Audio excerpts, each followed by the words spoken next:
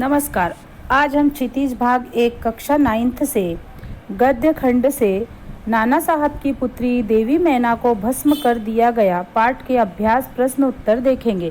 प्रश्न क्रमांक 1, बालिका मैना ने सेनापति हे को कौन कौन से तर्क देकर महल की रक्षा के लिए प्रेरित किया? उत्तर, बालिका मैना ने अपने पिता के महल की रक्षा के लिए निम्नलिखित तर्क दिए। मैना ने तर्क दिया कि महल को गिराने से सेनापति की किसी उद्देश्य की पूर्ति न हो सकेगी।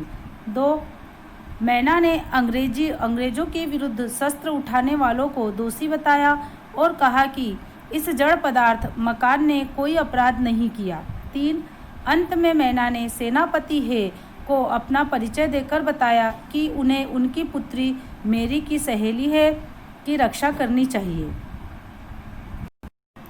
प्रश्न क्रमांक 2, मैना जड़ पदार्थ मकान को बचाना चाहती थी पर अंग्रेज उसे नष्ट करना चाहते थे, क्यों? उत्तर, मैना उसी मकान में पली बढ़ी थी, उसी में उसकी बचपन की, पिता की, परिवार की यादें समाई हुई थी, इसलिए वह जड़ मकान उसके लिए भरी पूरी जिंदगी के समान था।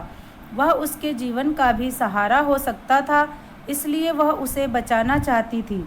अंग्रेजों के लिए वह राजमहल उनके दुश्मन नाना साहब की निशानी था। वे उनकी हर निशानी को मिट्टी में मिला देना चाहते थे ताकि देश में फिर से कोई अंग्रेजों के विरुद्ध आवाज़ न उठाए। प्रश्न क्रमांक 3, सर टॉमस हे के मैना पर दया भाव के क्या कारण थे? उत्तर, मैना का करुणामयी मुख और उसकी अल्प आयु देखकर सेनापति हे को उस पर दया आई। वह उसकी पुत्री मेरी की सहेली भी थी। प्रश्न क्रमांक 4, मैना की अंतिम इच्छा थी कि वह उस प्रासाद के ढेर पर बैठकर जी भर कर रोले, लेकिन पाषाण हृदय वाले जनरल ने किस भय से उसकी इच्छा पूर्ण न होने दी? उत्तर, मैना महल के ढेर पर बैठकर जी भर कर रो लेना चाहती थी, पर पाषाण हृदय जनरल आउट्रम ने उसकी यह इच्छा पूरी न होने दी। जनरल आउट्रम के मन में भय रहा होगा कि अगर उसने नाना साहब की बेटी के प्रति जरा भी सहानुभूति दिखाई तो ब्रिटिश सरकार का गुस्सा उस पर फूट पड़ेगा। उसे इसके लिए दंड भी मिल सकता है। क्रोध से पागल साम्राज्य अंग्रेज नागरिक भी उस पर नाराजगी प्रकट करेंगे। इस कारण उसने मैना की यह छोटी सी इच्छा भी पूरी न होने दी। प्रश्न क्रमांक 5, बालिका मैना के चरित्र की कौन कौन सी विशेषताएं आप अपनाना चाहेंगे और क्यों? उत्तर, बालिका मैना के चरित्र की निम्नलिखित विशेषताएं हम अपनाना चाहेंगे। 1, वह एक साहसी तथा वाक चतुर बालिका थी। 2, पैतृक धरोहर और देश प्रेम की भावना। 3, निर्भय तथा आत्म बलिदान की भावना। 4, भावुकता और तर्कशीलता। टाइम्स पत्र ने 6 सितंबर को लिखा था, बड़े दुख का विषय है कि भारत सरकार आज तक उस दुर्दांत नाना साहब को नहीं पकड़ सकी। इस वाक्य में भारत सरकार से क्या आशय है? उत्तर, यहाँ भारत सरकार से आशय है ब्रिटिश शासन के अंतर्गत चलने वाली भारत सरकार जिसे अंग्रेज अधिकारी चलाते थे। प्रश्न क्रमांक 7, स्वाधीनता आंदोलन को आगे बढ़ाने में इस प्रकार के लेखन की क्या भूमिका रही होगी? उत्तर, स्वाधीनता आंदोलन को बढ़ाने में इस प्रकार के लेखों की भूमिका महत्वपूर्ण रही होगी।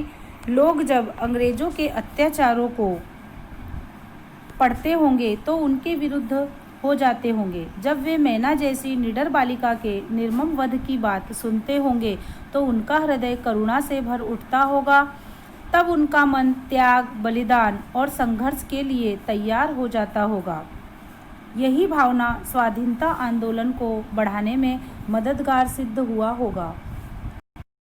प्रश्न क्रमांक 8, कल्पना कीजिए कि मैना के बलिदान की यह खबर आपको रेडियो पर प्रस्तुत करनी है। इस सूचनाओं के आधार पर आप एक रेडियो समाचार तैयार करें और कक्षा में भावपूर्ण शैली में पढ़ें। उत्तर,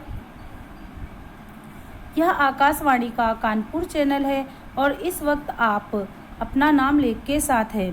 आज की महत्वपूर्ण खबर मैना के बलिदान से जुड़ी है। अत्यंत दुख के साथ हमें आपको यह सूचित करना पड़ रहा है, कल सायंकाल के समय मैना देवी का दुखद अवसान हो गया है। समाचार यह है कि अंग्रेज जनरल आउट्रम द्वारा बड़ी ही अमानवीयता के साथ मैना देवी को जलती हुई आग में भस्म कर दिया गया। सारा शहर इस क्षोभ से अत्यंत क्रुद्ध तथा दुखी है। मैना एक अदम्य साहसी बालिका थी। उनका यह बलिदान व्यर्थ नहीं जाएगा, आने वाले समय में देशवासियों को प्रेरणा प्रदान करता रहेगा। धन्यवाद। भाषा अध्ययन। भाषा में वर्तनी का स्वरूप बदलता रहता है। इस पाठ में हिंदी गद्य का प्रारंभिक रूप व्यक्त हुआ है, जो लगभग 75-80 वर्ष पहले था। इस पाठ के किसी पसंदीदा अनुच्छेद को वर्तमान मानक हिंदी रूप में लिखिए। उत्तर। कानपुर में घटित हत्याकांड के बाद अंग्रेजी सैनिक दल बिठूर की ओर गया। बिठूर में स्थित नाना साहब का राजमहल अंग्रेजों द्वारा लूट लिया गया, लेकिन अंग्रेज अधिक नुकसान नहीं कर पाए। इसके बाद अंग्रेजों ने तोप द्वारा नाना साहब के महल को उड़ा देना चाहा। तभी महल के बरामदे में एक सुंदर बालिका आकर खड़ी हो गई। यह देखकर अंग्रेजी सेना को हैरानी हुई, क्योंकि महल को लूटते समय यह बालिका वहां दिखाई नहीं दी।